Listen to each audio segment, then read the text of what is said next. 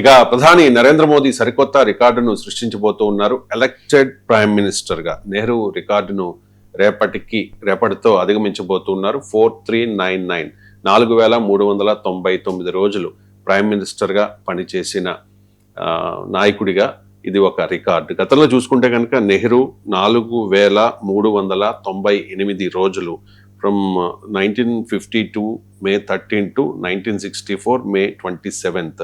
So ఇప్పుడు రేపటితో నెహ్రూ రికార్డును మోదీ అధిగమించబోతూ ఉన్నారు. 4399 రోజులు. మే 26న 2014 అప్పుడు నరేంద్ర మోదీ ప్రధానిగా బాధ్యతలు చేపట్టారు. అప్పటి నుంచి అప్రతిహతంగా కొనసాగుతూనే ఉన్నారు. సార్, ఈ రికార్డు మీద మీ కామెంట్స్. అంటే మీరు నిజం, ఇంకా పాజిటివ్ గా చెప్పాలంటే 4398 డేస్ ఇవ్వాలి. అంటే నెహ్రూ రికార్డుకు ఈక్వల్ అయ్యారు. వాస్తవంగా నెహ్రూ ఓవరాల్ గా ప్రైమ్ మినిస్టర్ చాలా కాలం, అంటే 1947 నుంచే ప్రైమ్ మినిస్టర్ గా ఉన్నారు. ఆ రికార్డు కూడా బద్దలు కొట్టడాలంటే 2029లో కూడా గెలిచి మళ్ళీ మోడీ ప్రైమ్ మినిస్టర్ అయితేనే సాధ్యమవుతుంది. కానీ అది చూద్దాము. కానీ డెఫినెట్ గా ఇది అన్బిలీవబుల్ రికార్డ్. ఖచ్చితంగా నరేంద్ర మోడీ అభిమానులకు, భారతీయ జనతా పార్టీ కార్యకర్తలకు, నాయకులకు మనం ఉదయపూర్వకంగా అభినందించాలి. ఎందుకంటే ఇట్స్ మార్వెలస్ రికార్డ్ ఒక డెమోక్రసీలో. అందులో ఇంత కాంపిటేటివ్ ఎలక్టోరల్ డెమోక్రసీలో ఒక నాయకుడు, తిరుగులేని నాయకుడిగా ఈ స్థాయిలో ప్రధానమంత్రిగా ఉండడం, ఆయన విధానాల్ని అంగీకరించే వాళ్ళు, వ్యతిరేకించే వాళ్ళు కూడా అభినందించాల్సిన అంశం కదా. Success is success, nobody can find fault with that.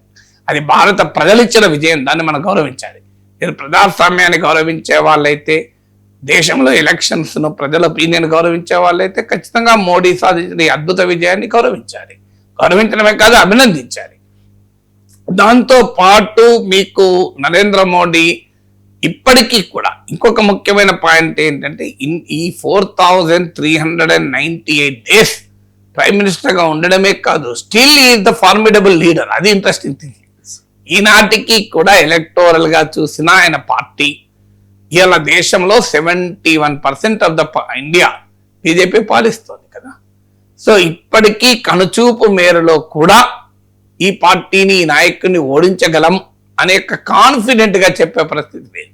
Of course రాజకీయాలు డైనమిక్ గా మారుతాయి. రేపు ఏం జరుగుతుందో ఎవరు చెప్పలేము. దేశమంతటా ఒకే పార్టీ గెలవదు. ఇప్పుడు ఇంత చేసినా కూడా తమిళనాడులో ఒక్క సీటే వచ్చింది కదా. సో కావచ్చు అది, కానీ but still it is an expanding party, still dominant party. ఈనాటికి కూడా లేటెస్ట్ ఒపీనియన్ పోల్ ట్రాకర్స్ కూడా చెప్పేది 55% of the population still want Narendra Modi the prime minister. 27% Rahul గాంధీకి ఉంటే 55% మోడీకి ఉంది. సమీప దూరంలో కూడా ప్రత్యర్థి లేడు. ఇది ఒక రిమార్కబుల్ అచీవ్మెంట్ కదా. సో 2024 ఎలక్షన్లో 240కి పడిపోయినాక కూడా తిరిగి ఈ స్థాయిలో బలాన్ని పుంజుకోవడం అంటే మామూలు విషయం కాదు. సో దీనికి ఎలా సాధ్యమైంది అంటే, ప్రత్యర్థుల్ని దెబ్బతీసి సాధ్యమైందా? ఎస్. ప్రత్యర్థుల్ని రకరకాల రూపాల్లో వేటాడి సాధ్యమైందా? ఎస్.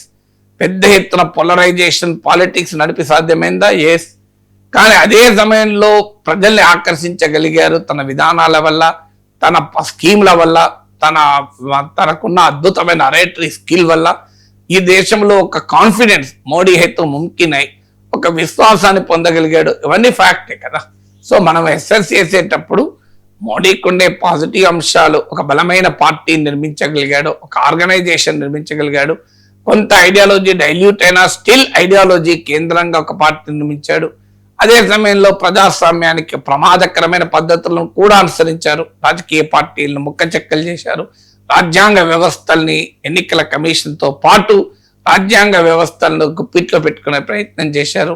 కేంద్ర సంస్థల్ని దుర్వినియోగం చేశారు. పార్టీ ప్రాయింపులను ప్రోత్సహించారు. సో అన్ని రకాల సామధాన భేద దండోపాయాలు ప్రయోగించారు. మీడియాను కంప్లీట్ గా క్యాప్చర్ చేసుకున్న మీడియా నరేటివ్, సోషల్ మీడియాను తమ డామినేట్ రోల్ చేశారు. All that notwithstanding all that, still something special is there. ఆ స్పెషల్ కి అయితే మోడీని అభినందించాలి కదా.